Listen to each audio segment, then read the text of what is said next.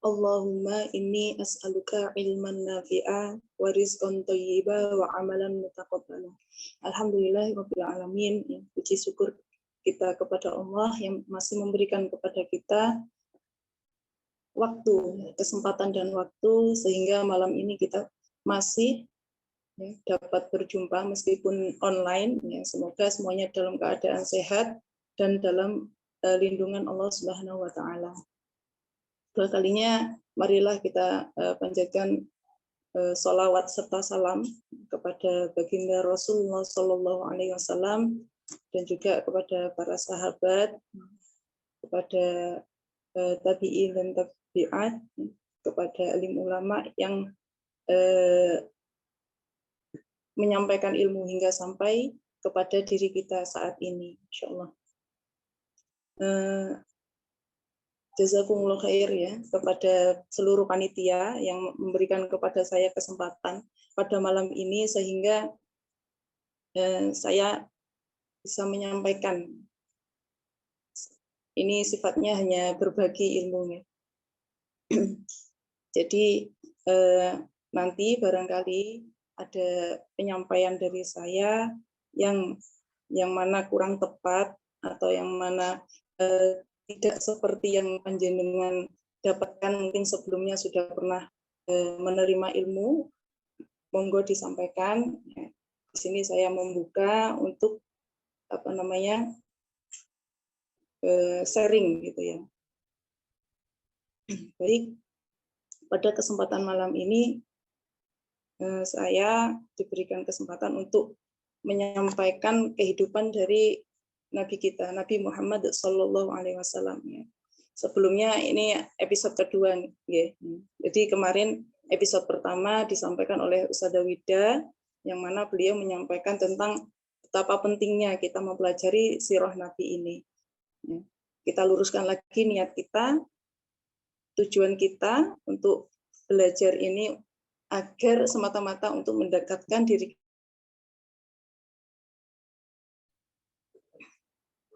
Baik, pada kesempatan kali ini saya akan menyampaikan yang pertama dari kondisi awal Jazirah Arab ya, sebelum datangnya Islam sampai nanti insya Allah Rasulullah dilahirkan, ya, beliau diasuh oleh siapa ya, sampai nanti insya Allah akan diasuh oleh kakek beliau ya, kakek beliau. Monggo silakan disiapkan catatannya. Jadi kondisi awal Jazirah Arab ini ya pada masa Nabi Ibrahim sebelumnya, karena Nabi Ibrahim ini kan sebelumnya juga diberikan kesempatan oleh Allah untuk menyampaikan risalah, menyampaikan tauhid ya kepada penduduknya, kepada kaumnya. Ini awalnya ketika agama tauhid itu masuk ke Jazirah Arab di zaman Nabi Ibrahim. Jadi akhlak mulia itu mulai tersebar. Penduduk lembah Mekah pun juga sudah mengenal tauhid dan jauh dari kesyirikan. Sebelumnya Nabi Ibrahim juga sudah banyak sebenarnya yang menyembah berhala, sehingga diutuslah Nabi Ibrahim untuk mengajarkan tauhid, untuk menyembah kepada Allah. Setelah Nabi Ibrahim dan Nabi Ismail itu menyebarkan agama tauhid pada kaumnya, itu sudah mulai tersebar agama tauhid dan penduduknya itu jauh dari kesyirikan. Tapi setelah Nabi Ibrahim dan Nabi Ismail itu wafat, agama tauhid itu mulai tergerus ombak kesyirikan gitu ya. Jadi terjadi perubahan besar ya di tanah Mekah. Dan juga keimanan itu tergerus oleh budaya-budaya dan pemikiran-pemikiran. Jadi juga dari saat itu masuklah berhala-berhala, terus penduduknya itu menjadi penyembah berhala. Ka'bah itu dipenuhi oleh berhala-berhala. Memang pada zamannya Nabi Ibrahim kan dibangun Ka'bah itu ya, ada Ka'bah, dan setelah beliau wafat itu berhala-berhala itu mulai masuk dan mulai ditaruhlah di dekat Ka'bah itu berhala-berhala. Banyak sekali berhala-berhala. Bahkan ketika nanti Fathul Mekah atau penaklukan kota Mekah, itu Rasulullah menghancurkan lebih dari 300 berhala. Gitu ya. Ya, insya Allah nanti akan berlanjut ya, tentang Fathul Mekah. Ya. Jadi agama Ibrahim yang dipegang oleh penduduk Jazirah Arab sebelumnya itu mulai lambat laun mulai hilang. Jadi hanya sebagian kecil saja penduduk Mekah yang masih memegang agama tauhid. Jadi ini sebenarnya pelajarannya buat kita. Yang kita sekarang ini di Indonesia ini kan kita mayoritas penduduknya Muslim gitu ya. Jadi ini jangan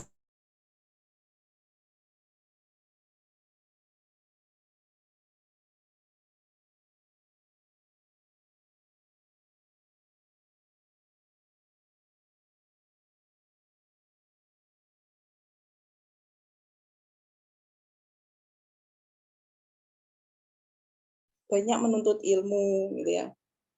Kita harus banyak belajar dan mengkaji agama kita saat ini gitu ya. Kemudian kita menyampaikan kepada orang lain ya. Kita sampaikan agama tauhid ini, agama Islam ini kepada orang lain agar nanti tidak sama seperti orang-orang Arab jahiliyah yang mana ketika sudah ditinggal rasulnya, ditinggal utusan dari Allah gitu ya, maka hilang juga gitu ya.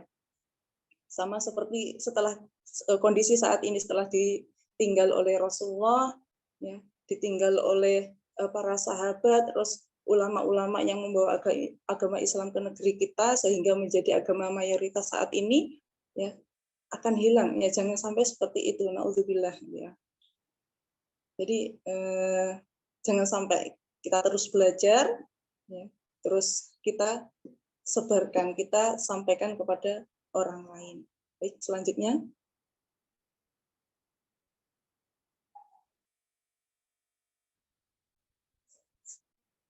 Selanjutnya, bagaimana sebenarnya awalnya kok bisa berhala-berhala itu masuk ke Jazirah Arab? Apakah tidak ada yang membentengi gitu ya? Orang-orang yang tetap memegang teguh gitu. Sebenarnya ada sebagian kecil kan tadi ya, tapi itu kalah dengan orang-orang yang percaya terhadap ini. Ada salah satu tokoh ya, yaitu namanya Amr bin Luhai. Amr bin Luhai ini adalah salah satu tokoh dari kabilah Khuza'ah ya, Khuza'ah. Jadi Amr bin Luhai ini adalah salah satu pemimpin politik ya dan agama di Mekah. Beliau ini ya, Amr bin Luhai ini sangat disegani dan sangat dicintai oleh masyarakat Arab saat itu. Jadi dan juga Amr bin Luhai ini dianggap sebagai ulama besar dan wali yang mulia. Jadi suatu ketika Amr bin Luhai ini melakukan perjalanan ke Syam. Jadi awalnya ini Amr bin Luhai ya, melakukan perjalanan ke Syam. Terus ketika sampai di Syam, ya, dia itu melihat penduduk Syam itu menyembah berhala. Penduduknya menyembah berhala. Terus Amr bin Luhai ini menganggap bahwa orang-orang itu melakukan sesuatu yang baik. Jadi penyembahan berhala itu dianggap baik. Kenapa? Kenapa kok tiba-tiba Amr bin Luhai ini langsung memutuskan itu adalah yang baik, itu adalah sesuatu yang benar. Karena di Syam itu dianggap sebagai tempatnya para rasul dan kitab. Banyak diutus para rasul dan turunnya kitab itu di Syam. Jadi Amr bin Luhai ini percaya ya, ketika melihat penduduknya itu menyembah berhala. Jadi ketika setelah melihat itu dianggapnya benar, Amr bin Luhai ini belajar di sana, ya, melihat kebiasaannya beberapa hari kemudian Amr bin Luhai ini pulang kembali ke Mekah. Nah, ini bawa oleh-oleh nih, Amr bin Luhai bawa oleh-oleh dari Syam dengan membawa hubal. Dan ketika sampai di Mekah, Amr bin Luhai ini meletakkan hubal di Ka'bah. Setelah itu, Amr bin Luhai itu mengajak penduduk Mekah untuk menyembah berhala itu, membuat persekutuan terhadap Allah. Jadi tidak hanya orang Mekah, jadi orang-orang Hijaz pun ya, yang memang awalnya orang-orang Hijaz itu banyak mengikuti orang-orang Mekah itu ya. Jadi ikut-ikutan juga ya, nggak hanya penduduk Mekah tapi juga orang-orang Hijaz itu juga ikut-ikutan akhirnya ya.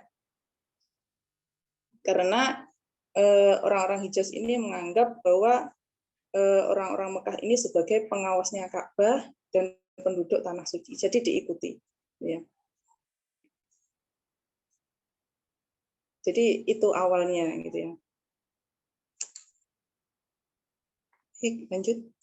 Lantas siapa sebenarnya hubal itu? Tadi kan Amr bin Luhai membawa hubal ya, lalu meletakkannya di Ka'bah. Jadi hubal ini adalah sebuah berhala patung gitu ya.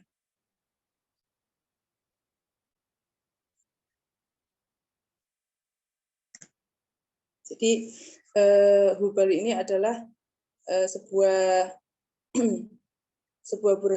berhala yang terbuat dari batu akik warna merah ya, yang bentuknya itu seperti manusia. Jadi dipahat dibentuk seperti manusia. Dan orang-orang Arab itu mengganti tangan kanan hubal ini dengan emas. Jadi tangan kanannya itu terbuat dari emas. Terus juga ini hubal ini adalah berhala pertama yang paling besar dan paling suci. Setelah hubal ini dibawa oleh Amr bin Luhai dan diletakkan di Ka'bah, ya, di dekat Ka'bah, selanjutnya itu muncul banyak berhala, ya, bentuk-bentuknya, jenis-jenisnya, dan nama-namanya banyak sekali. Sampai akhirnya itu dikatakan di Fathul Mekah ketika penaklukan itu kan ada banyak berhala, lebih dari 300 berhala. Ini awalnya dari hubal ini, berhala hubal yang dibawa dari Syam oleh Amr bin Luhai.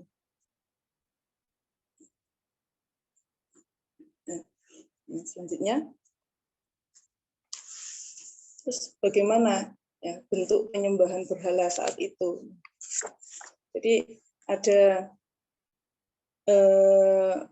beberapa yang dilakukan oleh penduduk Arab jahiliyah itu untuk melakukan ibadah kepada berhala. Nah, sebelumnya tadi selain hubal itu ya, selain hubal ada beberapa berhala yang besar juga ya, selain hubal itu ada Lata, ada Uzza gitu ya. Ada Manat gitu ya. Jadi banyak sekali orang berhala-berhala yang mereka buat sendiri dan mereka sembah juga gitu ya. Jadi ada beberapa ini bentuk penyembahan berhala ya. Dan mayoritas bentuk-bentuk penyembahan ini itu juga diciptakan oleh Amr bin Luhai. Jadi ini pelopornya ini, Amr bin Luhai.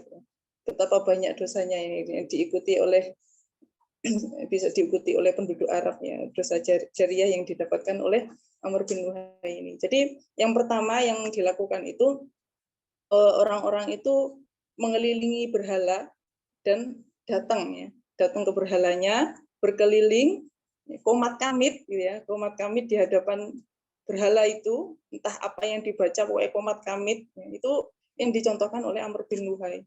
Terus mereka juga meminta pertolongan ketika mereka kesulitan, mereka mendatangi berhala tersebut, terus berdoa agar kebutuhannya itu terpenuhi dengan penuh keyakinan bahwa mereka berhala-berhala itu bisa memberikan wasilah, syafaat ya di sisi Allah dan mewujudkan apa yang mereka kehendaki. Ya. Jadi itu keyakinan mereka. Selanjutnya, selain mereka mengelilingi berhala, ya, mereka juga haji, tawaf ya, di sekeliling berhala. Mereka merunduk sujud juga di hadapan berhala itu. Mereka juga memotong hewan kurban, ya, menyajikan hewan kurban di hadapan berhala tersebut, ya. Dan ketika memberikan sesembahan, memberikan itu hewan kurban di hadapan berhala, mereka itu sambil menyebut-nyebut, berteriak-teriak, menyebut nama berhala itu.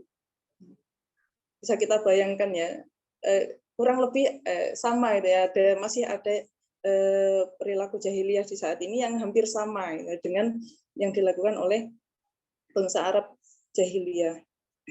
Jadi ada bentuk takarub yang lain juga, mereka itu mengkhususkan makanan tertentu untuk dibawa ke hadapan berhala, minuman juga mereka pilih yang paling baik untuk disajikan kepada berhala itu. Ya. Dan ketika panen misalkan, ya, ketika panen mereka juga membawa hasil panennya, sebagian hasil panen, dan dipilih yang paling baik untuk dipersembahkan kepada berhala juga. Jadi mereka punya banyak alasan gitu ya, kenapa memberikan sesembahan ya kepada berhala-berhala tersebut. Banyak wis pokoknya ketika ada momen ini, momen itu gitu ya, mereka memberikan sesaji kepada berhala-berhala yang mereka sembah. Jadi mereka juga bernazar gitu ya, bernazar atas nama berhala ya, untuk menyajikan sebagian keberhasilannya. Misalkan panennya lebih, ya. Kalau nanti panennya lebih akan menyajikan sekian-sekian. Kalau ternaknya beternak bisa banyak gitu ya, mereka juga menyembelih hewan-hewan yang terbaik gitu ya. Jadi mereka bernazar bukan untuk Allah tapi untuk berhala-berhala. Dan juga ada juga yang disebutkan oleh para ulama itu namanya al-bahirah ya. Al-bahirah. Ada juga as-sa'ibah, al-wasilah, al-hami ya. Itu dipersembahkan kepada berhala juga. Jadi ini Ibnu Ishaq itu mengatakan bahwa kalau di sini saya contohkan al-bahirah ya. Al-bahirah itu anaknya unta betina ya, yang telah beranak 10 ya, punya anak 10, semuanya itu betina, nggak ada yang jantan sama sekali. Jadi unta yang kayak gini ini, bahirah ini yang disebut bahirah, punya anak 10, perempuan semua, nggak ada laki-lakinya. Jadi unta yang seperti ini nggak boleh ditunggangi, nggak boleh diambil bulunya, nggak boleh susunya itu diperah, diminum kecuali oleh tamu, ya, hanya boleh diminum oleh tamu. Kalau misalkan kemudian itu melahirkan lagi anak betina, maka telinganya itu harus dibelah. Setelah itu dia harus dilepas secara bebas bersama induknya, ya, yang juga harus mendapatkan perlakuan yang sama. Ya. Jadi nggak boleh diburu juga ketika setelah dilepas. Ya. Jadi banyak sekali bentuk penyembahan berhala yang dilakukan oleh bangsa Arab jahiliyah. Sekarang sebenarnya banyak kita temui yang seperti ini, gitu ya. Itu sebenarnya tradisi jahiliyah. Ya. Baik, lanjut. Nah, pertanyaannya sebenarnya apakah penduduk saat itu beriman kepada Allah? Ya? Para penyembah berhala terus yang menyajikan banyak sesaji kepada berhala itu, apakah mereka itu beriman kepada Allah? Iya, mereka itu beriman kepada Allah. Hanya saja ya, mereka itu menyembah berhala. Ya, anggapan mereka itu adalah sebagai wasilah. Mereka menganggap bahwa dengan cara menyembah berhala ini bisa membuat mereka dekat kepada Allah. Gitu ya. Jadi ini adalah bentuk takorub mereka kepada Allah. Nah, padahal bentuk-bentuk kesyirikan tadi itu dibuat oleh manusia, dibuat oleh Amr bin Luhai yang mengatakan bahwa itu adalah benar. Jadi sebenarnya anggapan mereka ini adalah salah karena kebodohan mereka, karena kejahilian mereka menganggap bahwa menyembah berhala, memberikan sesaji itu adalah bentuk takorub yang nanti akan bisa mendekatkan mereka kepada Allah. Jadi berhala itu hanya menjadi perantara mereka kepada Allah. Jadi mereka itu mencampur adukkan bentuk kesyirikan dengan bentuk takorub. Ini juga banyak sekali sekarang ini yang terjadi, sehingga kita ini harus jeli, harus banyak mengilmui, harus banyak belajar agar tidak sama dengan orang-orang Arab jahiliyah. Baik, selanjutnya.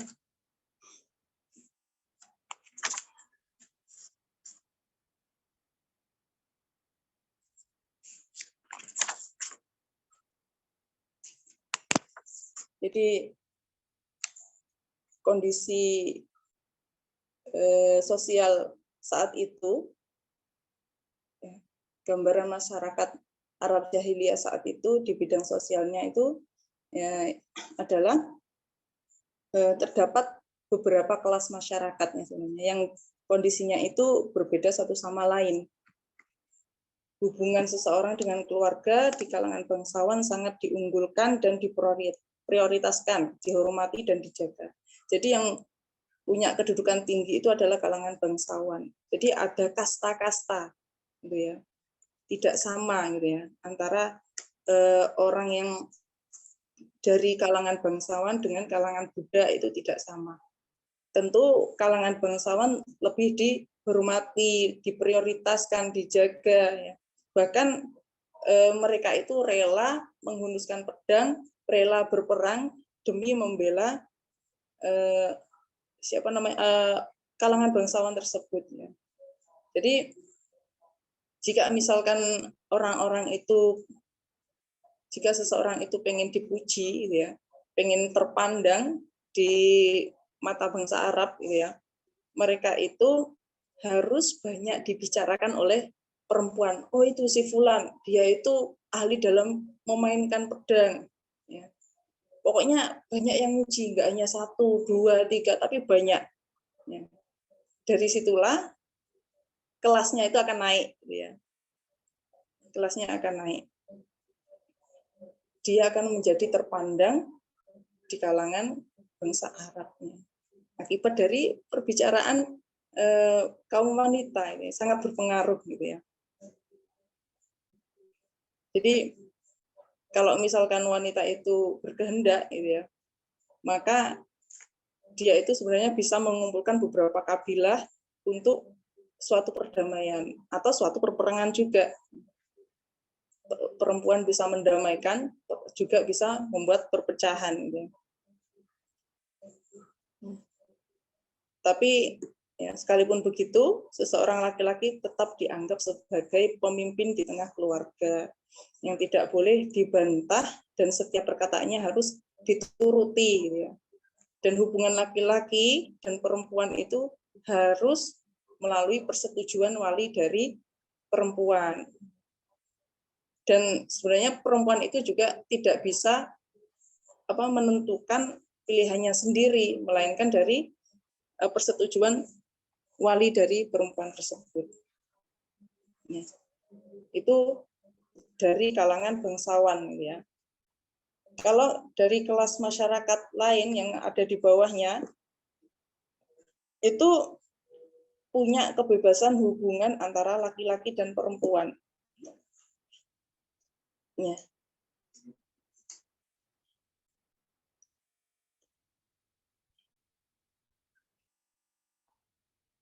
Karena saking rendahnya kalangan di bawahnya bangsawan itu ya, seperti Buddha, itu ya wes laki-laki perempuan terserah gitu ya. Dan Ibunda Aisyah itu pernah meriwayatkan tentang pernikahan di masa Arab jahiliyah itu ada beberapa. Ya, ada pernikahan spontan. Jadi seorang laki-laki itu mengajukan lamaran kepada laki-laki lain yang menjadi wali si wanita. Lalu dia bisa menikahinya setelah menyerahkan mas kawin seketika itu juga. Jadi pokoknya memberikan lamaran, terus memberikan mas kawin kepada wali perempuan, terus dia bisa menikahinya tanpa bertanya persetujuan dari perempuan yang akan dinikahi. Ya, dan yang kedua itu ada, kalau misalkan ada seseorang laki-laki itu yang sudah menikah itu ya, berkata kepada istrinya yang baru suci dari haid, misalkan berkata seperti ini, temuilah fulan dan berkumpullah bersamanya. Jadi suaminya tidak mengumpulinya dan sama sekali tidak menyentuhnya, sehingga ada kejelasan bahwa istrinya hamil dari orang yang disuruh mengumpulinya. Malah menyuruh istrinya untuk berkumpul dengan orang lain. Ya. Jika sudah jelas kehamilannya, maka suami bisa mengambil kembali istrinya jika memang dia menghendaki hal itu. Nah, demikian ini dilakukan karena dia menghendaki kelahiran seorang anak yang baik dan pintar. Ingin punya anak, keturunan yang pintar gitu ya. Jadi istrinya diperbolehkan untuk berkumpul dengan orang lain, dengan laki-laki lain, sampai dia tahu pasti dengan siapa dia hamil gitu ya. Ada juga pernikahan poliandri gitu ya. Poliandri, beberapa orang laki-laki yang jumlahnya itu tidak sampai 10 orang yang semuanya mengumpuli seorang wanita, satu perempuan banyak laki-laki gitu. Terus ada juga ini pokoknya ada perempuan ya. Ini memberikan tanda atau bendera gitu ya. Itu kalau sudah ada tanda bendera itu berarti dia siap untuk dikumpuli oleh laki-laki. Jadi laki-laki boleh datang kepadanya semau dia. Pokoknya dia mengibarkan bendera, memberikan tanda, saya siap. Ya Allah, nah, itu adalah kondisi sosial bangsa Arab jahiliyah.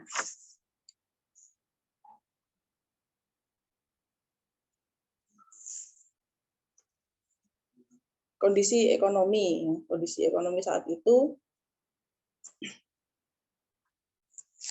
mereka berdagang, ada yang berdagang, ada yang menjadi pengrajin, ada kesenjangan ekonomi.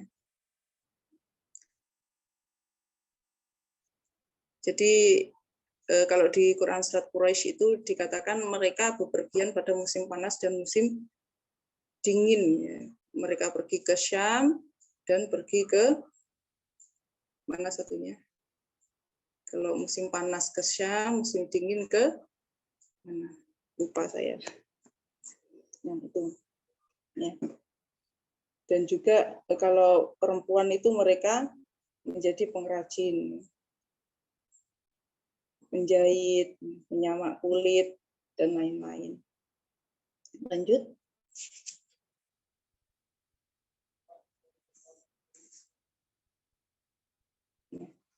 Tapi ya meskipun ada beberapa banyak bahkan dari kebiasaan-kebiasaan bangsa Arab ya, yang sudah kita bahas tadi di awal, ternyata masih ada akhlak mulia yang dimiliki oleh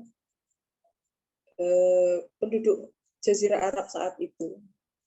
Seperti kedermawanan mereka itu saling berlomba-lomba gitu ya, dan membanggakan diri dalam masalah kedermawannya dan kemurahan hatinya. Bahkan banyak sekali syair-syair yang mengatakan ini gitu ya. Jadi ada kalanya ada seseorang itu didatangi tamu yang kelaparan pada saat hawa dingin gitu ya. Sementara itu dia tidak memiliki kekayaan apapun selain seekor onta yang menjadi penopang hidupnya. Jadi rasa kedermawanannya itu bisa menggetarkan dirinya. Lalu dia pun bangkit menghampiri onta satu-satunya itu dan menyembelihnya agar dia bisa menjamu tamunya. Bayangkan gitu ya. Onta itu satu-satunya harta yang dia miliki, tapi karena dikenal oleh kedermawanannya ini ya, dia mau menyembelih ontanya untuk menjamu tamu yang datang ke rumahnya itu.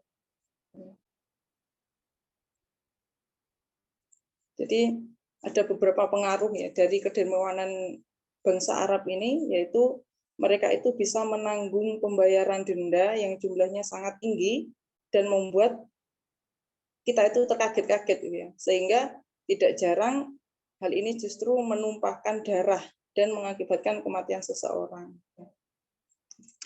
Selain kedermawanan, bangsa Arab itu juga terkenal sebagai orang yang selalu menepati janji. Jadi di mata mereka itu janji itu sama kayak utang. Utang yang harus dibayar. Bahkan mereka itu suka membunuh anaknya sendiri dan membakar rumahnya daripada meremehkan janji. Bayangkan anak menjadi sampai dikalahkan ya. Mereka lebih suka membunuh anaknya dan lebih suka membakar rumahnya daripada mereka itu daripada mereka itu meremehkan janji. Yang ketiga, kemuliaan jiwa dan keengganan menerima kehinaan dan kelaliman. Jadi akibatnya mereka itu bersikap berlebih-lebihan dalam masalah keberanian, sangat pencemburu dan cepat naik darah. Ya. Jadi mereka itu sangat berani. Nah, saking beraninya mereka itu tidak bisa mengontrolnya gitu ya. Jadi kalau misalkan mereka itu mendengar sebuah kata-kata yang mengandung unsur penghinaan, itu mereka langsung menghunuskan pedang, langsung ngajak perang gitu ya. Nggak bisa menerima kata-kata penghinaan. Gitu. Dan mereka juga pantang mundur gitu ya, pantang mundur. Kalau mereka menginginkan sesuatu, ya, yang di situ ada keluhuran dan kemuliaan, gitu ya, derajat, martabat, ya, maka tak ada sesuatu pun yang bisa menghadang atau menghalanginya. Yang kelima, kelemah lembutan dan suka menolong orang lain.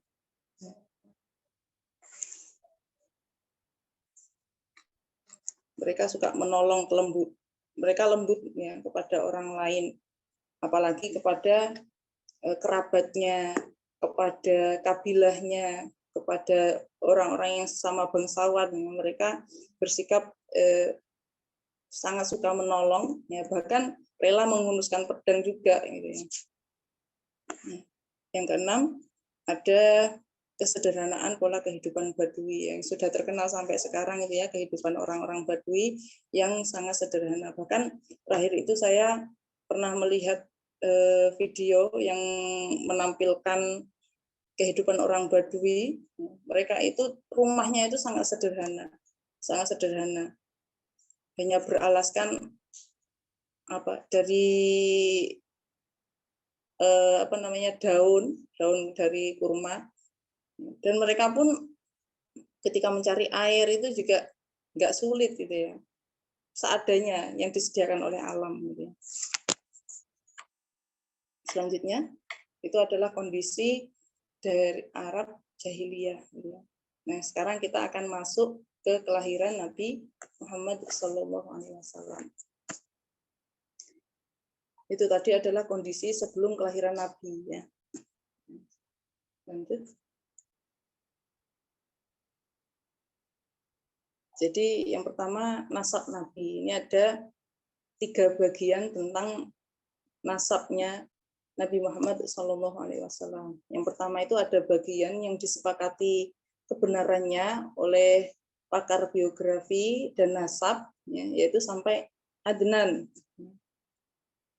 Jadi ini disepakati itu mulai dari Rasulullah sampai ke atas itu sampai Adnan, yaitu Muhammad bin Abdullah bin Abdul Muttalib bin Hashim bin Abdul Manaf bin Qusay bin Kilab bin Murrah bin Ka'ab bin Du'ay bin Ghalib bin Fihr bin Malik bin An-Nadhr bin Kinanah bin Husaimah bin Mudrikah bin Ilyas bin Mudhar bin Nizar bin Ma'ad bin Adnan. Jadi sampai garis Adnan ini, sampai keturunannya pada bin Adnan ini ini disepakati kebenarannya. Ya. Yang kedua, bagian yang ada perselisihan di sana, yaitu antara nasab yang tidak diketahui secara pasti dan nasab yang harus dibicarakan. Ya, tepatnya itu yang masih ada perselisihan itu adalah Adnan ke atas hingga Nabi Ibrahim alaihi salam. Ya.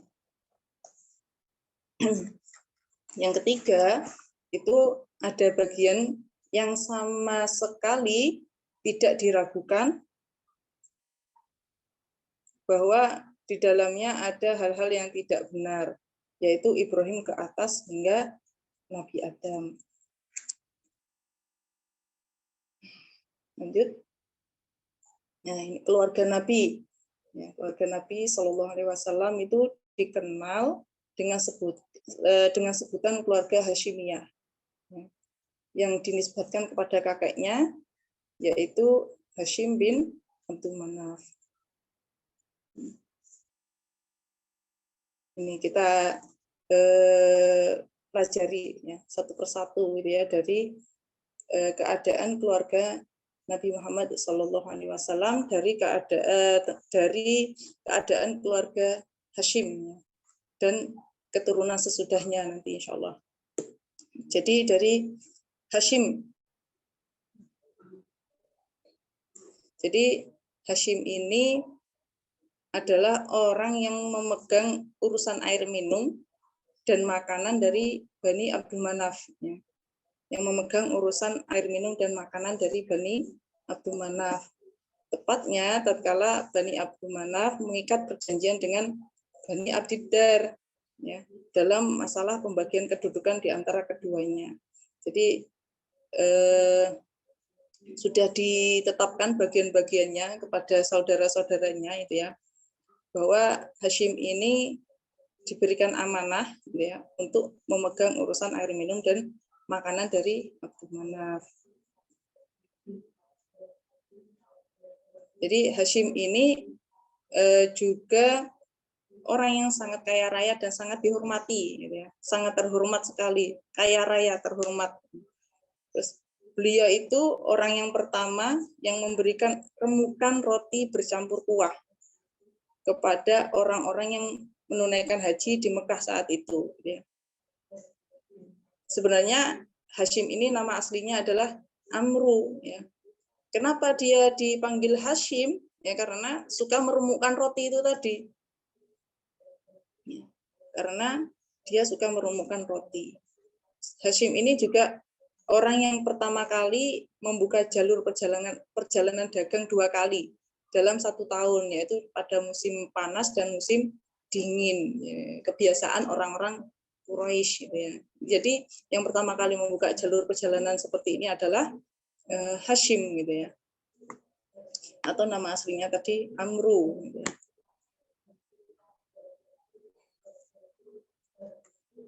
Terus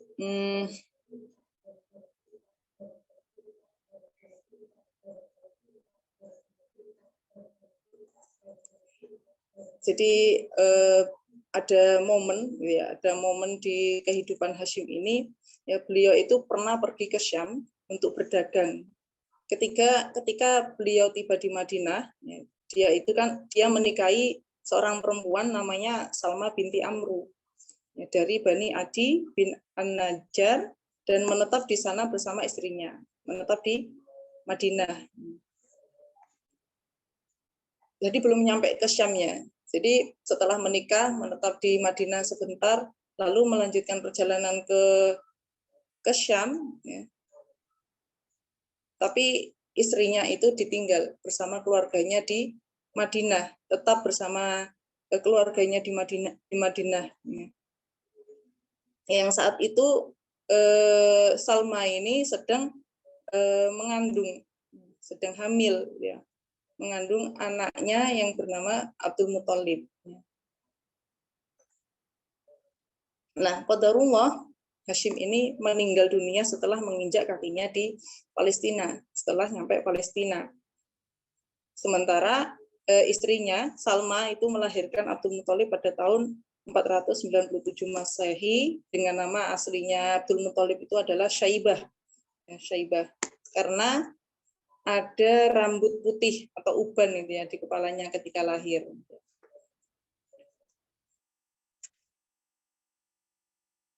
Jadi setelah lahir, ya, Syaibah atau Abdul Muthalib ini diasuh oleh bapaknya Salma atau kakeknya Abdul Muthalib ya, di Yasrib. Jadi keluarganya Hashim ya di Mekah itu tidak ada yang tahu gitu ya, nggak ada yang tahu kelahiran dari Abdul Muthalib ini karena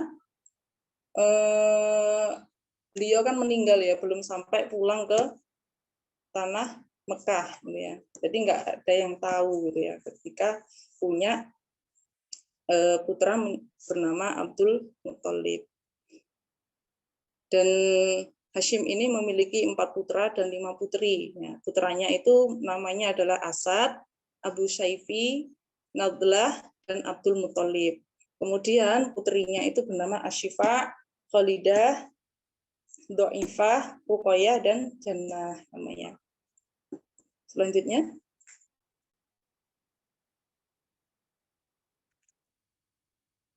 Selanjutnya adalah keadaan keluarga Nabi, yaitu Abdul Muthalib. Abdul Muthalib ini adalah kita kenal sebagai kakeknya, ya, kakeknya Rasulullah SAW. Jadi Abdul Muthalib sama Al-Muthalib, ya, karena ada beberapa nama yang nanti akan saya sebutkan. Al-Muthalib dan Abdul Muthalib itu adalah 2 orang yang berbeda. Kalau Al-Muthalib itu merupakan putranya dari Abdi Manaf, ya. Itu saudaranya Hashim. Ya. Kalau Al-Muthalib itu saudaranya Hashim, kalau Abdul Muthalib itu adalah putranya Hashim, ya, yang memiliki nama asli tadi Syaibah ya, karena punya uban putih ya, di kepalanya. Ya. Jadi sepeninggal Hashim gitu ya, sepeninggal Hashim itu jadi urusan penanganan air, terus makanan itu jatuh ke tangannya saudaranya yaitu Al-Muthalib ya. Al-Muthalib ini juga orang yang terpandang ya, juga dipatuhi dan sangat terhormat ya. Terus punya julukan orang-orang Quraisy itu sebagai Al-Fayyad, sang dermawan.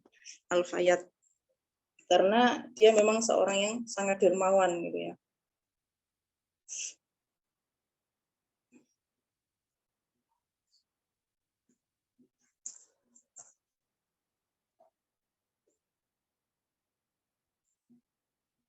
Jadi ketika Al-Muthalib ini mendengar bahwa Abdul Muthalib ini sudah tumbuh menjadi seorang pemuda, tadi diasuh oleh bapaknya Salma atau mertuanya Hashim. Jadi ketika Al-Muthalib ini mendengar kabar bahwa Abdul Muthalib ini sudah besar, maka Al-Muthalib ini mencarinya. Jadi kan tadi dari keluarga Hashim itu kan nggak ada yang tahu ya. Ternyata ketika sudah besar itu terdengar kabar kepada Al-Muthalib, lalu mencarinya dan ingin mengasuhnya, ingin membawanya pulang. Ya. Tapi Abdul Muthalib setelah ketemu, Abdul Muthalib ini menolak ajakan dari Al-Muthalib. Dia mau menerima ajakan dari Al-Muthalib kalau misalkan dia diizinkan oleh ibunya Abdul Muthalib, yaitu Salma tadi gitu ya. Jadi ketika mendengar alasannya seperti itu, Al-Muthalib itu mendatangi ibunya Abdul Muthalib atau Salma ya. Jadi memohon ya, mengharapkan bahwa dia bisa mengajak Abdul Muthalib ke Mekah gitu ya. Dan permohonan itu juga ditolak ya, oleh ibunya. Terus dijawab gini, ketika setelah ditolak sama Al-Muthalib itu dijawab, sesungguhnya dia itu pergi ke tengah kerajaan bapaknya dan tanah suci Allah. Jadi dikuatkan, dirayu ya, ke Mekah, ke tanah suci ya. Terus di sana itu adalah tempatnya bapaknya, kerajaan bapaknya gitu. Jadi akhirnya ibunya itu mengizinkan. Maka Abdul Muthalib itu dibawa ke Mekah dengan dibonceng di atas onta ya. Kendaraan zaman waktu itu ya, jadi pakai onta. Jadi setelah sampai di Mekah ya, itu mengabarkan, Al-Muthalib itu mengabarkan kepada penduduk Mekah bahwa ini adalah Abdul Muthalib, anaknya Hashim ya. Ini adalah Abdul Muthalib ya.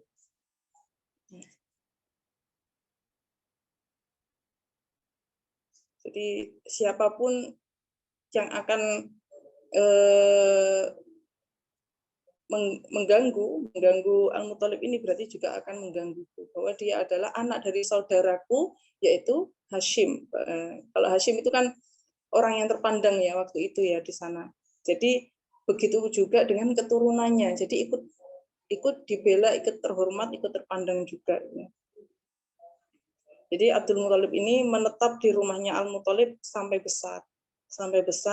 Kemudian setelah Al-Muthalib meninggal, ya, jadi Abdul Muthalib menggantikan posisi dari Al-Muthalib. Ya. Ketika sepeninggal pamannya itu, Al-Muthalib itu, ya, dia menjadi naik tahta istilahnya. Ya. Jadi dia semakin terhormat, dia yang memegang segala urusan dari keluarganya. Dia mendapatkan kehormatan yang sangat tinggi di tengah-tengah kaumnya.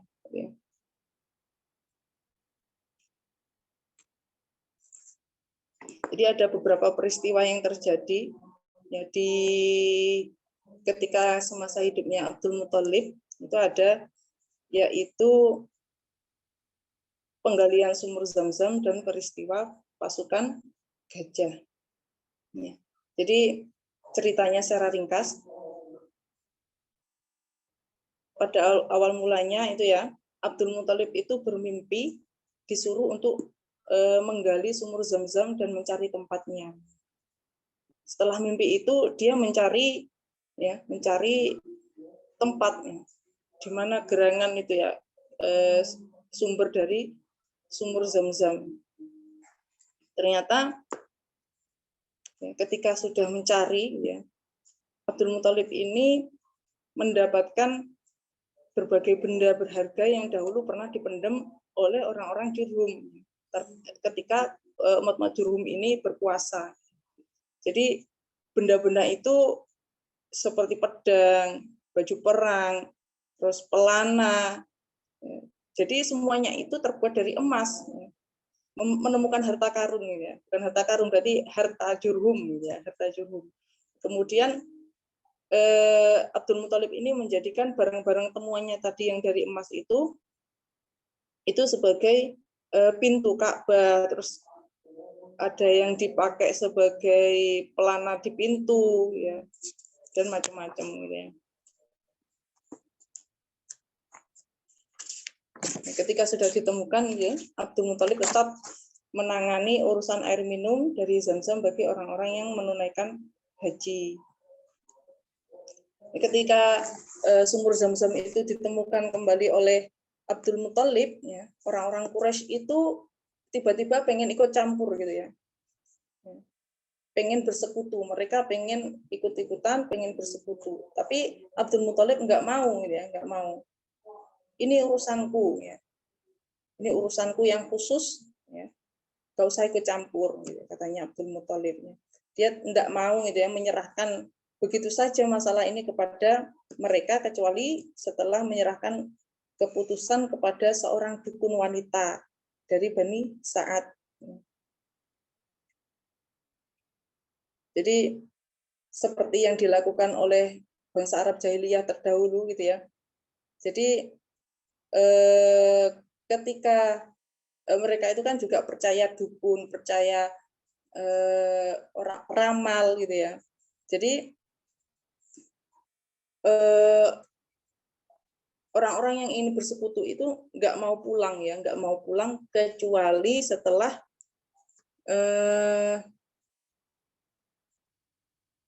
Allah itu memberinya 10 anak laki-laki, dan setelah mereka besar dia tidak lagi mempunyai anak. Ya. Maka dia akan mengorbankan atau menyembelih salah seorang di antara mereka di hadapan Ka'bah. Gitu ya. Jadi mereka itu sangat kekeh ya, ingin ikut campur dalam penggalian sumur Zam-Zam. Dan yang kedua, peristiwa yang kedua itu adalah kisahnya Abraha gitu ya.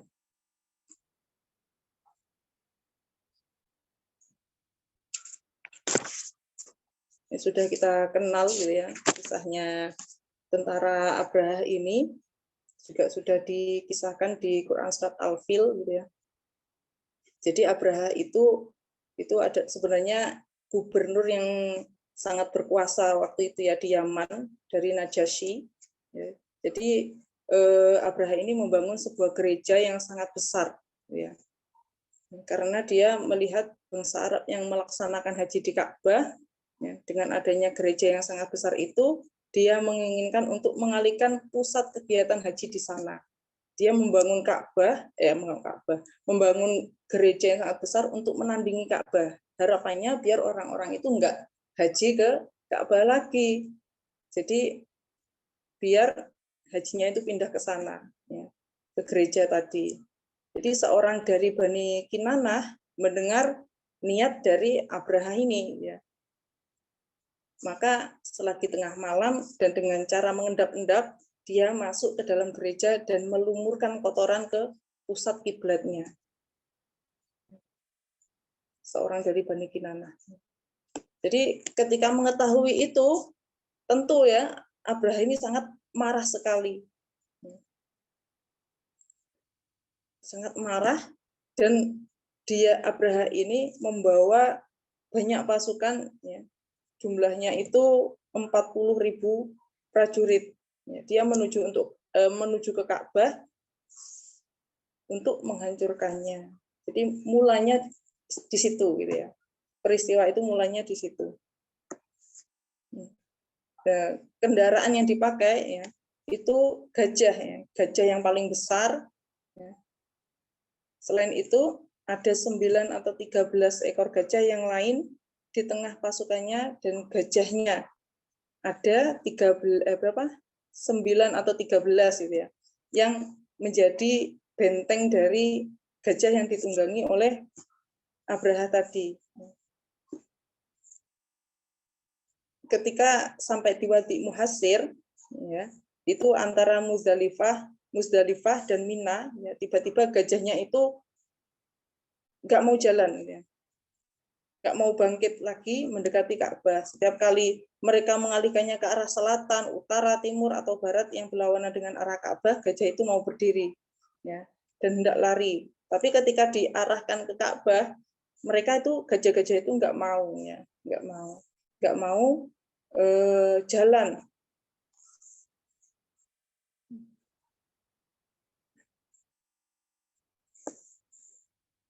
Ya, pada saat itu ya, ketika gajah-gajahnya itu sudah nggak mau jalan, Allah mengirimkan apa? Mengirimkan utusannya, ya, yaitu burung ababil, yang mana burung ababil itu mencengkram batu dari neraka, kemudian dilemparkan kepada pasukan gajah itu, sehingga disebutkan di dalam surat Al-Fil itu mereka seperti daun-daun yang dimakan ulat. Itu adalah dua peristiwa yang terjadi di masa Abdul Muthalib. Selanjutnya,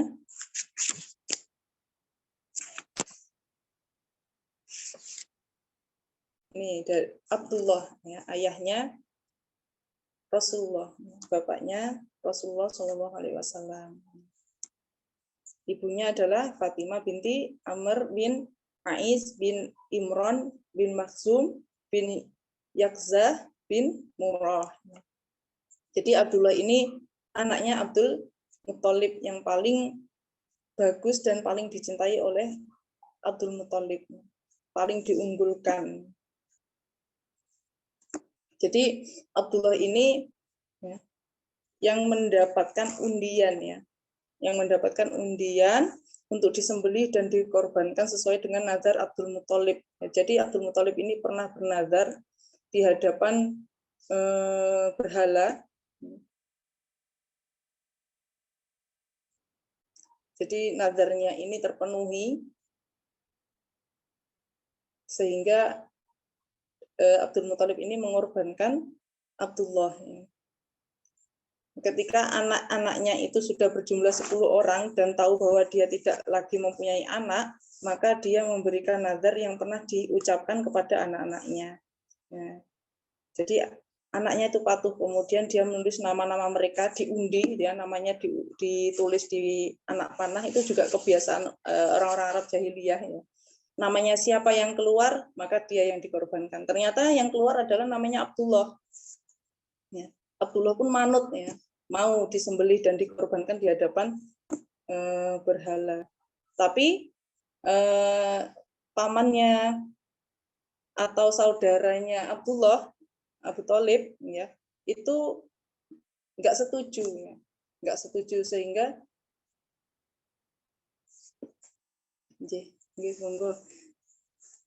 sehingga disuruh ngundi lagi. Disuruh ngundi lagi. Kalau misalkan nanti yang keluar namanya Abdullah lagi, maka sebagai gantinya dia akan mengeluarkan 10 ekor unta. Ya. Terus seperti itu sampai yang keluar adalah unta. Jadi ada namanya Abdullah, undiannya itu anak panahnya itu dikasih nama unta sama Abdullah. Kalau yang keluar Abdullah maka harus diganti dengan 10 ekor unta. Terus ya sampai keluar nama unta. Baru saat itu Abdullah selamat gitu ya. Dan unta-unta itu disembelih gitu ya. Disembelih.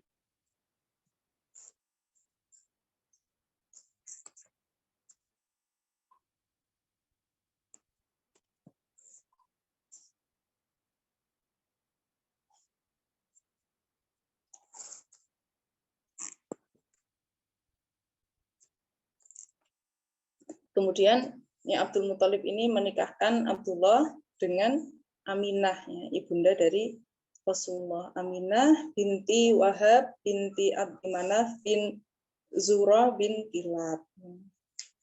Jadi Aminah itu saat itu dia dianggap sebagai perempuan yang paling terpandang di kalangan orang-orang Quraisy, ya, dari segi keturunannya maupun kedudukannya. Jadi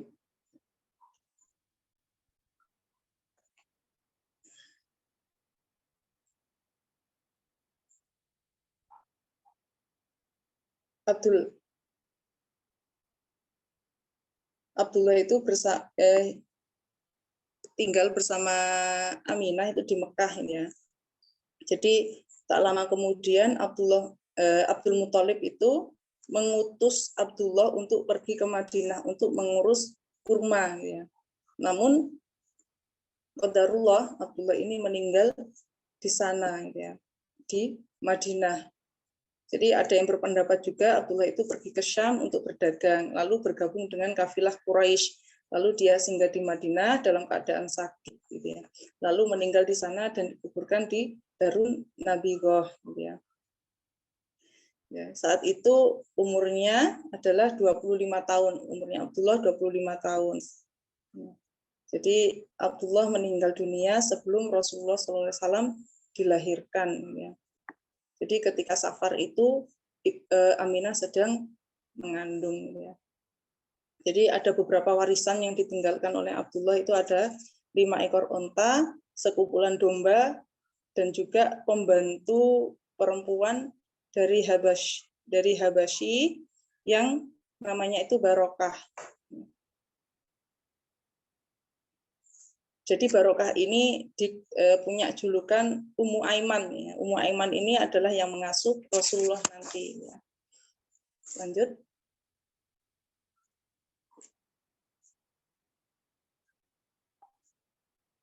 Ini, ketika Rasulullah lahir. Rasulullah itu dilahirkan di tengah-tengah keluarga Bani Hashim. Bani Hashim. Di Mekah pada Senin pagi tanggal 9 Rabiul Awal pada permulaan tahun dari peristiwa gajah tadi.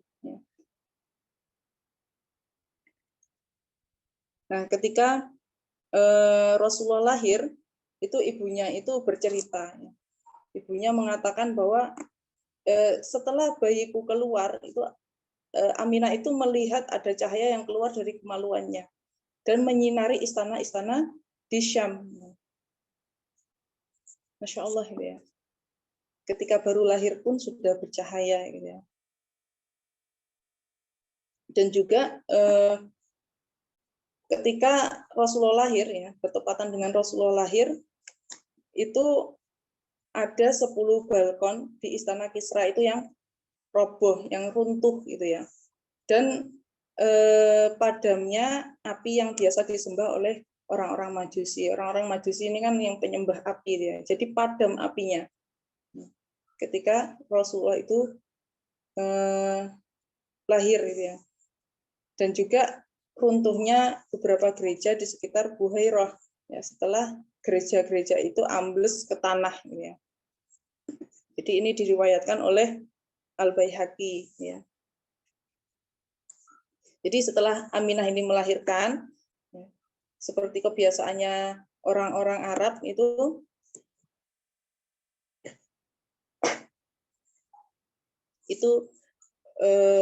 menyusukan, menyerahkan persusuan kepada orang lain. Ya. Kenapa? Karena agar menghindari penyakit-penyakit yang biasa menjalar di kota. Ya. Lanjut. Oh ya, Rasulullah dikhitan pada saat umur yang 7 hari. Ya.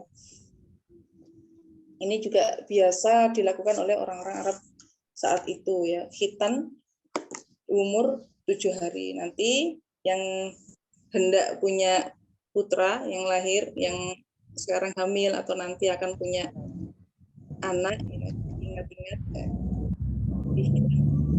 ya, kalau mau mengikuti Rasulullah. Ya.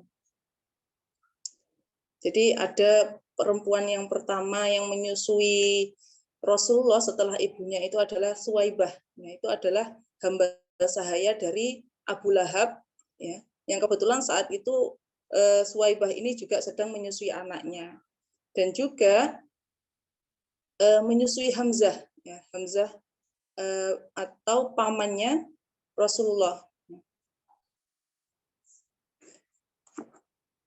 Jadi di tengah-tengah Bani Sa'ad ini, ya, ini Rasulullah disusui oleh Halimah, ya.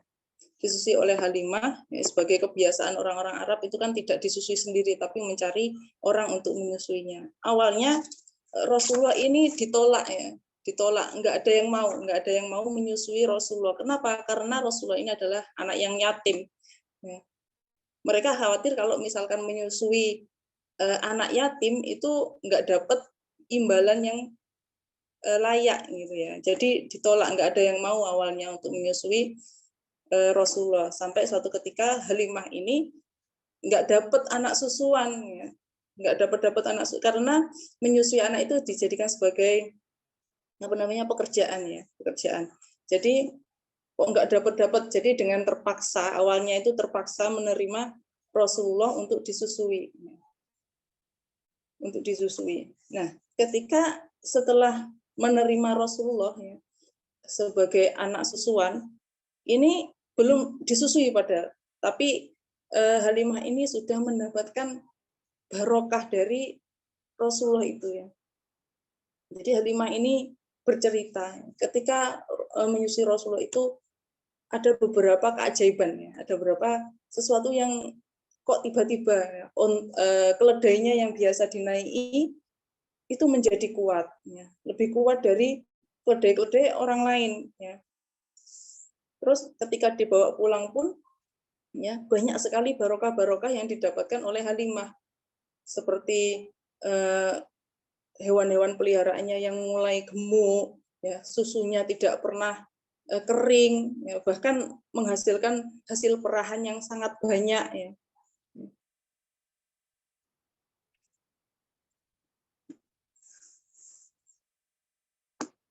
Sehingga membuat orang lain itu iri gitu ya, kepada siapa namanya, Halimah itu ya. Nah, ini jadi Halimah ini merasa sangat senang ya. Ini semua hadir karena kita menyusui anak ini, menyadari gitu ya, bahwa anak ini membawa barokah kepada keluarganya. Jadi banyak sekali kejadian-kejadian yang dialami oleh Halimah ketika menyusui Rasulullah itu. Sampai suatu ketika ada kejadian pembelahan dada gitu ya. Jadi waktu itu Rasulullah bersama dengan anak-anak yang lain ya, masih umur beberapa sebelum pembelahan dada itu ya, ketika setelah disapih ya, umur 2 tahun. Jadi umur 2 tahun ini waktunya Rasulullah ini dikembalikan kepada ibunya, kepada ibu beliau. Ya, setelah dikembalikan kepada ibu beliau, sebenarnya nggak rela gitu ya untuk mengembalikan Rasulullah kepada ibunya. Kenapa? Karena ya itu tadi barokah yang didapatkan, sehingga minta izinlah Halimah ini kepada ibunya untuk mengasuh kembali. Diizinkan sama ibunya, terus sampai suatu ketika ada peristiwa pembelahan dada itu ya. Ketika main sama anak-anak lain, ada malaikat Jibril yang mendatangi Rasulullah dan dadanya dibelah, kemudian jantungnya dibersihkan oleh malaikat Jibril. Sampai teman-temannya itu bilang, apa namanya, Muhammad dibunuh gitu katanya. Sampai Halimah ini ketakutan ya, takut nyawanya Rasulullah ini terancam, jadi dikembalikanlah kepada ibu beliau ya, ibunya Rasulullah yaitu Aminah. Nah, setelah kembali ke ibunya itu tidak lama bersama ibunya itu ya, pada ibunya sampai umur berapa? 6 tahun saja. Jadi kalau tadi bersama Halimah itu sekitar sampai umur 4 atau 5 tahun, berarti hanya sekitar 1 tahunan bersama ibunya. Kemudian meninggal oleh ibunya, kemudian kembalilah kepada kakeknya. Pada kakeknya yaitu Abdul Muthalib. Pin itu Afanjidan terlalu lama. Insya Allah akan lanjut di episode ketiga. Kisah selanjutnya setelah kembali ke pengasuhan kakek beliau Abdul Muthalib, saya kembalikan kepada moderator. Afanjidan terlalu lama. Ya, baik. Barakallah, jazakillah khair ya, Ustazah Uun. Masya Allah. Ya, sudah sampai di slide yang terakhir. Jadi masih bersambung ya ceritanya. Tadi sampai Rasulullah kembali ke kakeknya ya. Kakeknya Abdul Muthalib seperti itu. Jadi insya Allah untuk episode 3 pekan depan ya kita bahas dengan temanya Receive of Revelation of God. Ya, jadi ketika Rasulullah ceritanya Rasulullah saat remaja sampai nanti Rasulullah menerima wahyu dari Allah ya.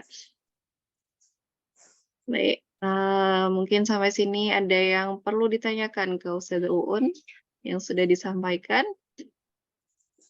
Saya kasih waktu dulu ya. Mungkin dari Awad Villa ada yang mau ditanyakan, ada yang perlu ditanyakan.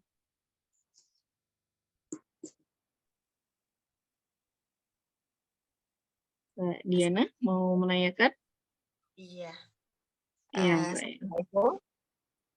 Waalaikumsalam warahmatullahi wabarakatuh. Mau tanya Ustazah, itu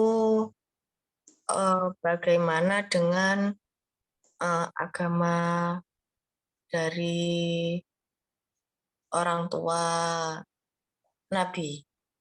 seperti Abdul Muthalib ini kan pemegang kunci Ka'bah ya. Apa juga dan pada saat itu kan banyak berhala ya, apa juga menyembah berhala atau hanya menjaga kuncinya saja? Terus yang kedua untuk apa itu pada waktu pembelahan dada, pada waktu dadanya Nabi dibelah itu pada saat masih bersama Halimatus Sa'diyah atau sudah dikembalikan ke ibunya gitu. Ya, mohon penjelasannya Ustazah. Baik, Mbak Diana. Jadi ada 2 pertanyaan Ustazah. Yang pertama, bagaimana dengan agamanya Abdul Muthalib ya? Tadi disebutkannya apakah memang hanya memegang kunci Ka'bah saja atau ikut juga menyembah berhala pada saat itu? Dan yang kedua, pada saat peristiwa pembelahan dada ya, Rasulullah pada saat itu, apakah sudah dikembalikan kepada ibunya atau masih di pangkuan Halimah ya? Monggo Ustazah, untuk menjawab. Baik,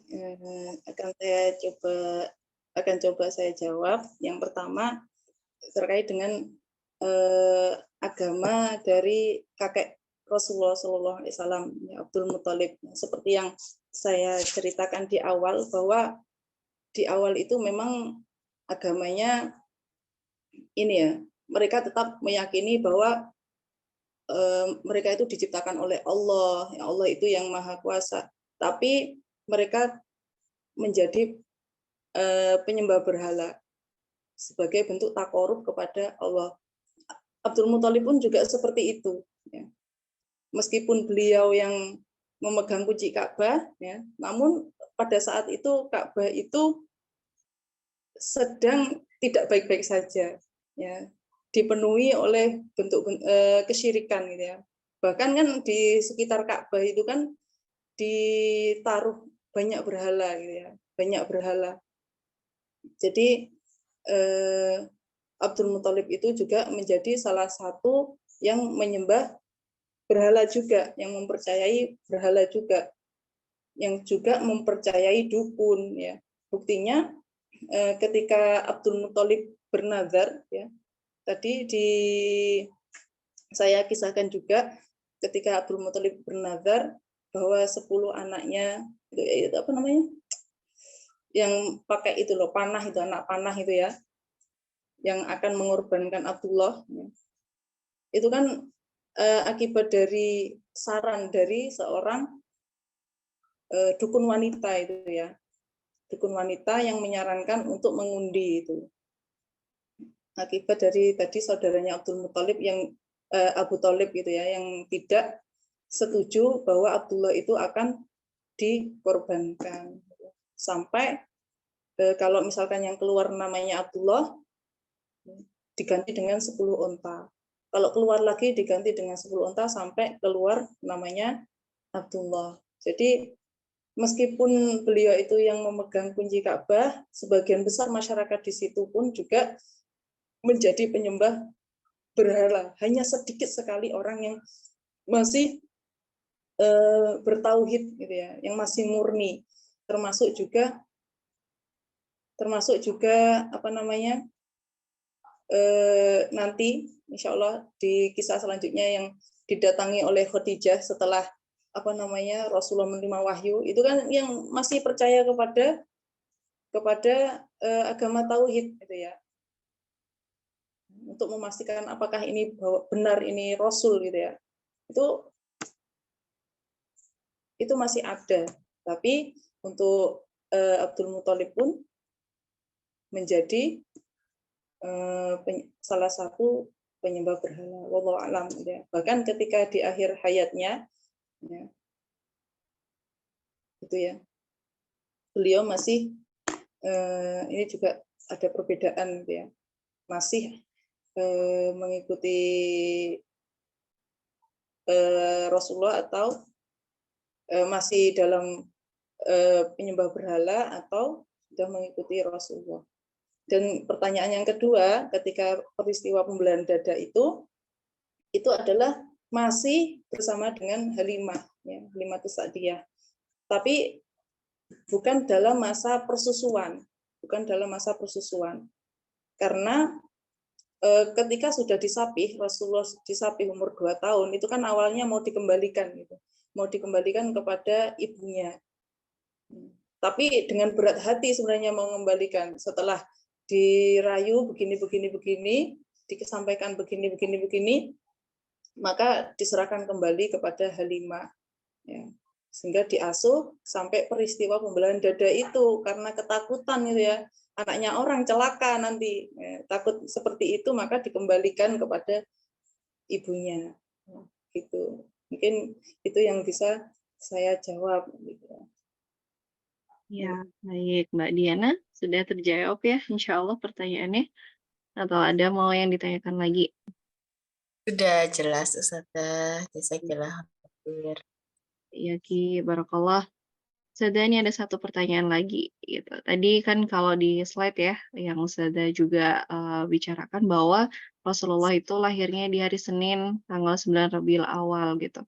Tapi kenapa kalau di kalender itu untuk memperingati Maulid Nabi ya atau lahirnya Rasulullah itu tanggal 12 Rabiul Awal. Itu bagaimana yang benar Ustazah? Ya, memang ada beberapa perbedaan, ya, perbedaan pendapat di kalangan ulama. Ya. Itu ada perbedaan tanggal, gitu ya. Kenapa kok ada perbedaan pendapat tanggal sekian dan tanggal sekian? Ada yang mengatakan tanggal 9, tanggal 12, dan ada yang mengatakan tanggal puluhan juga, ya. Karena pada waktu itu belum ada pencatatan yang pasti.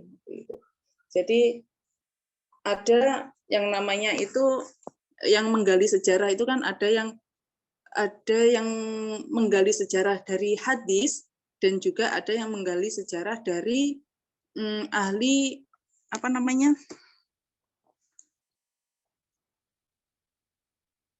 ahli biografi jadi itulah perbedaannya. Ada yang menggali dari hadis yang enggak mengambil dari ahli hadis itu tidak mengambil dari hadis yang palsu atau yang tidak sahih, sehingga terjadi perbedaan. Kalau dari orang yang menggali dari sejarah apa namanya itu ya, kalau bahasanya itu. Jadi Afan saya lupa itu namanya itu ya. Jadi yang menggali sejarah ini, yang mempelajari sejarah Nabi ini tidak hanya mengambil dari satu jalur saja. Nah, itulah mengapa terjadi perbedaan. Jadi memang ada pendapat yang 9 Rabiul Awal, ada yang 12 Rabiul Awal gitu. Mungkin itu. Ya. Sudah. Berarti ada dua kemungkinan atau bagaimana nih Ustazah? Benar. Beberapa.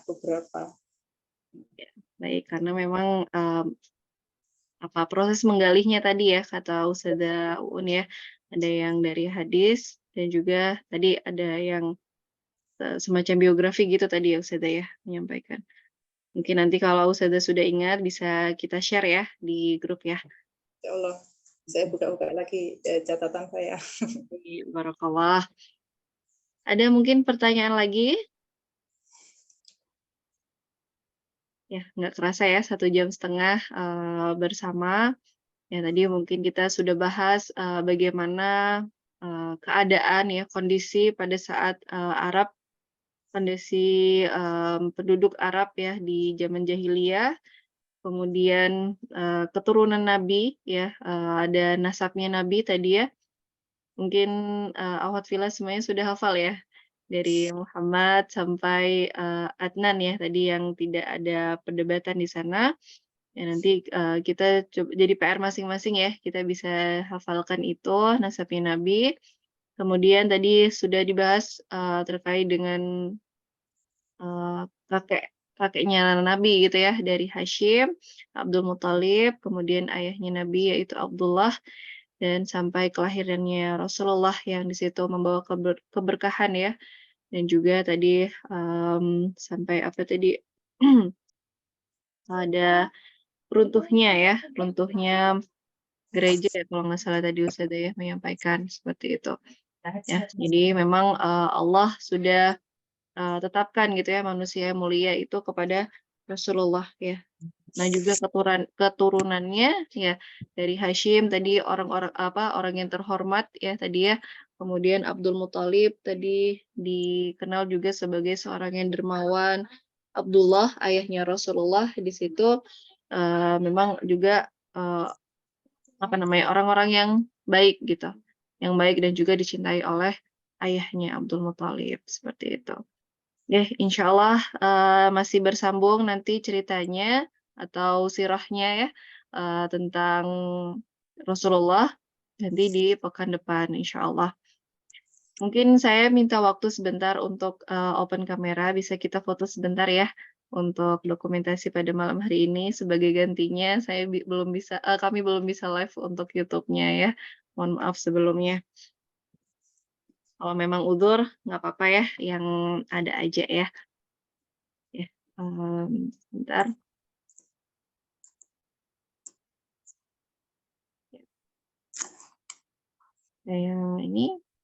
Saya coba minta ini ya, start untuk videonya.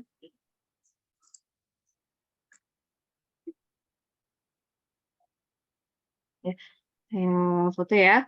1, 2, 3. Bentar, 1, 2, 3. Baik, jazakillah khair semuanya, Masya Allah, tetap semangat untuk menuntut ilmu semuanya, untuk saya pribadi juga. Semoga Allah perkenankan kita dan semoga Allah mudahkan untuk pertemuan yang selanjutnya. Biar kita akhiri pertemuan kita. Sebelumnya ya. Dari Ustazah Uun mungkin ada yang mau disampaikan dulu sebelum kita tutup malam hari ini? Ya, mungkin sedikit karena waktunya sudah malam. Terus semangat menuntut ilmu, ya seperti di awal yang saya katakan, jangan sampai agama ini hanya menjadi sejarah ya, dalam kehidupan kita. Gitu ya. Jangan sampai tergerus ya, oleh ombak-ombak kesyirikan, bahwa sekarang ini kan banyak sekali ya, seperti tradisi-tradisi Arab Jahiliyah. Maka mari kita terus belajar dan menyampaikan, ini juga penting.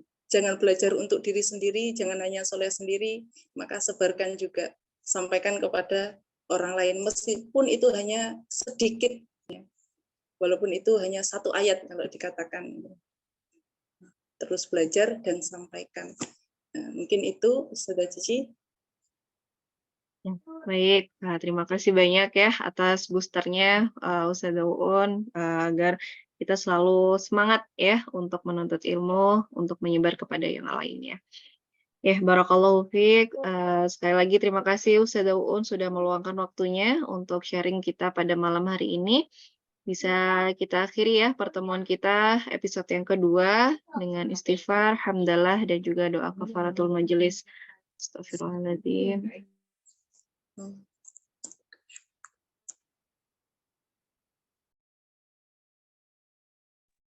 Ihdinas siratal mustaqim, fastabiqul khairat. Wassalamualaikum warahmatullahi wabarakatuh. Waalaikumsalam warahmatullahi wabarakatuh. Jazakillah